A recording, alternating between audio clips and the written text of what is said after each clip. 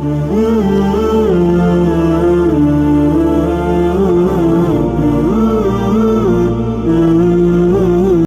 بہت شکریہ. ہم بھی چاہ رہے تھے کہ مجمع بھی سننے کے لیے ڈاکٹر اسلم پرویز صاحب کو آیا تھا، اور ڈاکٹر محمد اسلم پرویز صاحب مولانا آزاد نیشنل اردو یونیورسٹی حیدرآباد کے وائس چانسلر رہے ہیں، اور آپ نے دہلی کالج سے BSc کی، پھر اس کے بعد علی گڑھ چلے گئے اور وہاں سے MSc اور MPhil PhD آپ نے کی. اس کے بعد 1977 میں علی گڑھ مسلم یونیورسٹی میں آپ کے پڑھانے کا آغاز ہوا، اور اس کے بعد 1979 میں آپ نے باٹنی میں PhD کی ڈگری حاصل کی، اور آپ گزشتہ چوتھائی صدی سے مسلمانوں میں سائنس اور سائنسی انداز فکر کے فروغ کے لیے بھرپور کوشش کر رہے ہیں. آپ کی تمام تر توجہ قرآن کریم کو علوم کی مدد سے سمجھنے اور اس کے پیغام کو عام کرنے پر ہے. آپ کا کہنا ہے کہ سائنس یعنی علم کی مدد سے قرآنی اور کائناتی آیات کو بہتر طریقے سے سمجھا جا سکتا ہے، نیز ہدایت حاصل کی جا سکتی. اس انداز فکر کو عام کرنے کے واسطے آپ نے 1992 میں انجمن فروغ سائنس کی ڈاک بیل ڈالی. فروری 1994 سے ایک عام فہم سائنسی ماہنامہ سائنس نکال رہے ہیں، جو کہ اردو عوام اور طلبہ میں اکثر مقبول ہے. اسی طرح آپ 400 سے زائد سائنسی مضامین اور مختلف تقاریر آپ نے اس موضوع پر کی ہیں. قرآن اور علم کے رشتے کو اجاگر کرنے والی آپ کی تازہ ترین تصنیف قرآن، مسلمان اور سائنس کے 3 ایڈیشن شائع ہو چکے ہیں. یہ کتاب عربی، ہندی اور بنگالی زبان میں بھی شائع ہو چکی ہے. اور بہرحال تعارف آپ کا بڑا طویل ہے. قرآن اور سائنس کے حوالے سے آپ ہندوستان میں ایک اہم مقام رکھتے ہیں. اس فیلڈ کے ماہرین کی حیثیت سے آپ جانے جاتے ہیں، اور آپ نے بیرون ملک میں تقریباً 30 سے زائد کانفرنسوں میں شرکت کی ہے، جس میں اٹلی، اردن، اسپین، امریکہ، انڈونیشیا، برطانیہ، بیلجیم، ترکی، جرمنی، سعودی عرب، فرانس، کینیڈا، کویت، متحدہ عرب امارات کا آپ نے دورہ کیا. اور آپ کی یہ دورے علمی اور تحقیقی ہوتے تھے. کسی کانفرنس میں اور کسی ایک ریسرچر کی حیثیت سے آپ کو مدعو کیا جاتا تھا، اور وہاں پر آپ خطاب کرتے تھے اور لوگ اس سے فائدہ اٹھاتے تھے. میں بڑے ہی ادب اور احترام کے ساتھ آج کی اس معزز شخصیت کو مدعو کرنا چاہوں گا کہ وہ آئیں اور قرآن اور سائنس کے حوالے سے گفتگو فرمائیں. جناب ڈاکٹر محمد اسلم پرویز صاحب. اس پہ موجود مہمانان گرامی، اس اسکول کا مینجمنٹ، اساتذہ، غیر تدریسی عملہ، والدین، طالبات اور طلباء، السلام علیکم. اللہ کا شکر کرتے ہوئے میں مشکور ہوں طارق اعظم صاحب کا کہ انہوں نے مجھے اس لائق سمجھا، یہاں موقع دیا کہ آپ کے بیچ آ سکوں. مجھے اندازہ ہے، اور یعنی وقت کا بھی اور بے چینی کا بھی، کوشش کروں گا اپنی بات کو مختصراً رکھ سکوں، کیونکہ اب وقت بہت لمبی بات کرنے کا نہیں ہے. سب سے پہلے میں یہ عرض کروں کہ صبح 8:45 بجے سے ان بچوں کے پروگراموں کا سلسلہ شروع ہوا، اور 12:30 بجے تک جو کہکشاں یا قوس قزح دیکھی میں نے مختلف پروگراموں کی، وہ قابل ستائش ہے. اور میں بہت ذمہ داری سے، خاص طور سے کیونکہ ایسے پروگراموں میں میں بارہا گیا ہوں، یہاں یہ کہنا چاہوں گا کہ جو تنوع اور جو پریزنٹیشن کا لیول میں نے دیکھا، یعنی جو چیز بھی تھی، مثال طور پہ اگر نشید تھی تو وہ سلیکٹڈ تھی، اگر ڈرامہ تھا تو وہ تھیم سلیکٹڈ تھا، اور اس میں جو مکالمے تھے، جو تحریریں تھیں جنہوں نے بھی لکھی اساتذہ نے، یقیناً وہ بہترین تھی. تو یہ جو ادبی ذوق مجھے نظر آیا یہاں پہ، یہ بلا شبہ مجھے ابھی تک کسی اسکول میں یہ چیز نظر نہیں آئی. دیکھیے اسکٹس، ڈرامے، مائمس، ایکٹنگس اور مشاعرے ایونٹ سب جگہ بہت دیکھے ہیں، لیکن یہاں جس معیار کو دیکھنے کا مجھے موقع ملا، اس کے لیے میں بے انتہا دل سے تعریف کرنا چاہوں گا ان تمام ذمہ داروں کی جو ان بچوں کی تربیت کر رہے ہیں. قابل مبارکباد ہے. اور وہ والدین بھی جنہوں نے یقیناً ان بچوں کو انکریج کیا ہوگا, یہاں بھیجا اور گھر میں وقت دیا ہوگا کچھ ان کی تربیت کے لیے. دوسری بات, جیسا عبداللہ بھائی نے بھی ذکر کیا کہ یہاں آتے وقت انہوں نے اسکول بہت سارے دیکھے. یہ بھی اسکول وجود میں آیا کیونکہ اللہ کا شکر ہے کہ اب ایک تعلیم کا غلغلہ ہمارے یہاں چل رہا ہے کہ تعلیم پہ زور دیا جائے, پڑھایا جائے. تو میں یہاں ایک چیز عرض کرنا چاہوں گا جس کا ذکر ابھی محترم نے فرمایا, ہمارے گیسٹ آف آنر نے, کہ علم حاصل کرنے کے دو ذرائع ہیں. ایک ذریعہ ہے وحی اور دوسرا ہے استعداد, یعنی ہماری کیپیسٹی, صلاحیت. اور اس کا اظہار وہاں کیا گیا اور بہت بڑا بیانیہ یہ ہے کہ علمہ آدم الاسماء کلہا. اللہ تعالیٰ نے انسان کے اندر ہر چیز کا علم, یہ علم کی بات میں اس لیے کہہ رہا ہوں کہ نام جو ہے وہ صفات کے بنا بیکار ہے, اسم بنا مسمہ کے بیکار ہوتا ہے. تو جب نام سکھائے گئے تو صفات بھی سکھائی گئی. وہ یہ کل عالم کا علوم جو تھا وہ آدم کی فطرت میں ودیت کر دیا گیا. جیسے آج کی زبان میں ہم یہ کہہ سکتے ہیں کہ انسانوں کے کروموزومز میں, ان کی جینز میں ڈال دیا گیا کہ وہ جو چاہیں کر سکتے ہیں, جو چاہیں سیکھ سکتے ہیں. اور اس کا مشاہدہ ہم چاروں طرف کرتے ہیں. جس بچے کو آپ جہاں بٹھا دیں گے اس کام کو کر لے گا, جو شخص جو کرنا چاہتا ہے کر لیتا ہے, یعنی اس کے اندر وہ صلاحیت چھپی ہوئی ہے. اسی لیے اسکولوں میں ٹیسٹ کیا جاتا ہے کہ کس بچے سے کیا کرایا جا سکتا ہے. تو ہر ایک کے اندر یہ صلاحیت موجود ہے, لیکن یہ صلاحیت ابھرتی کہاں پر ہے؟ جس طرح زمین کے سینے میں اللہ تعالیٰ نے کتنے معدن رکھ دیے ہیں, کتنے منرلس ہیں, میٹلس ہیں, لیکن جب کان کنی کی جاتی ہے اور جو را معدن ملتی ہے اس کی صفائی کرا جاتا ہے, نکھارا جاتا ہے اس کو, تو وہ چیز نکھر کے سامنے آتی ہے. اسی طرح جو بچے جو صلاحیتیں لے کے آتے ہیں, اگر ان کو تربیت صحیح ملتی ہے, جس کی شروعات ماں کی گود سے ہوتی ہے, اس لیے ماں کی بہت اہمیت ہے. اور ماں کی اہمیت ہی کی وجہ سے میں نے اس طرف کا پوڈیم چنا ہے, کیونکہ میری مائیں بہنیں و بیٹی یہاں بیٹھی ہوئی, میں ادھر نہیں گیا. یہ باعث ہے میرا ہمیشہ سے, کیونکہ آج اگر ہمارے یہاں ابن الحسن پیدا نہیں ہو رہا ہے تو اس کی وجہ یہی ہے کہ کہیں نہ کہیں ہماری ماؤں کی گودیں جو ہیں وہ بانجھ ہو گئی ہے علمی اعتبار سے. تو اس لیے ادھر توجہ کی ضرورت ہے. تو اب علم جو استعداد والا ہے اس کے لیے ہمارے یہ ادارے ہیں, یہ اسکول ہیں جو سکھاتے ہیں چیزوں کے بارے میں. لیکن علم کا جو دوسرا پہلو ہے, جو وحی کا علم ہے, جو قرآن میں ہے, اس کو اگر ہم نہیں سیکھتے تو نہ عقل صحیح راستے پہ چلتی ہے, نہ علم کا صحیح راستہ ملتا. اور اس کی مثالیں دینے کی ضرورت نہیں, چاروں طرف ہمیں نظر آتی ہیں چیزیں. یہی وجہ ہے کہ اللہ تعالیٰ نے جو قرآن کا انداز ہے وہ ہمیں کائناتی آیات کے بارے میں بتاتا ہے, ہماری توجہ ادھر کھینچتا ہے اور کہتا ہے کہ تم یہ نہیں دیکھتے, تم وہ نہیں دیکھتے.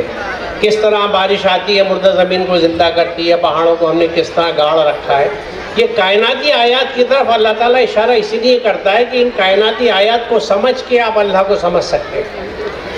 یعنی کریشنز کو سمجھ کے کریٹر کو سمجھ سکتے ہیں, اللہ کی تخلیق کو سمجھ کر مخلوق کو سمجھ سکتے ہیں.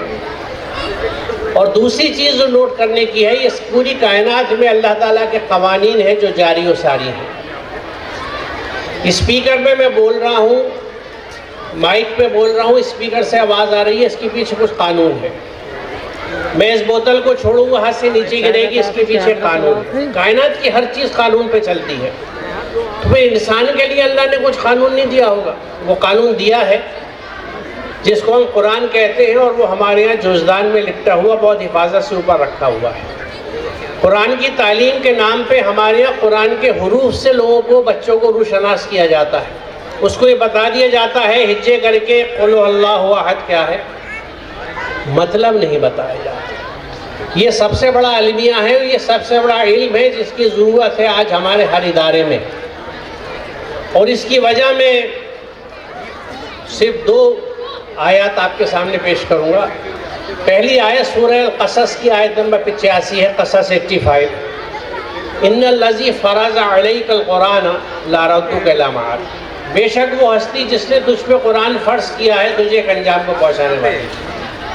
مجھے نہیں پتا اس کو سن کے آپ پہ کیا بیتی، لیکن میری پیروں تلے زمین نکل گئی تھی جب میں نے پہلی دفعہ اس آیت کو سمجھ کے پڑھا. مجھے کسی نے نہیں بتایا تھا، جیسے طارق اعظم صاحب نے فرمایا میں نے بھی عمر گزاری اپنی جب تک خود قرآن کو سمجھنا نہیں شروع کیا مجھے کہیں سے کسی نے یہ بات نہیں کی. 5 فرائض بچپن سے بتائے گئے: توحید، نماز، روزہ، زکوٰۃ، حج. توحید کا تصور کیا تھا؟ پہلا کلمہ طیب، طیب معنی پاک، لا الہ الا اللہ محمد رسول اللہ. یہ رٹوایا گیا تھا، آج تک مجھے یاد ہے. یہ طیب کا اور توحید کا تصور تھا. جب قصص 85 تک پہنچا تو پتہ لگا یہ قرآن فرض ہے. اب ذرا سوچئے، قرآن ہم پہ فرض ہے اور ہمیں پتہ نہیں قرآن میں کیا لکھا ہوا ہے، تو ہم کس جنت کے خواب دیکھ رہے ہیں، کس دنیا میں جیتے ہیں. اعراف کی آیت نمبر 3: اتبعوا ما انزل الیکم من ربکم. اتباع کرو جو تمہاری رب کی طرف سے نازل کیا گیا ہے. یہ دیکھیں حکم ہے، اتبعوا حکم کا صیغہ ہے، حکم ہے یہ. اسی طرح جس طرح اقیموا الصلاۃ ہے وآتوا الزکاۃ ہے.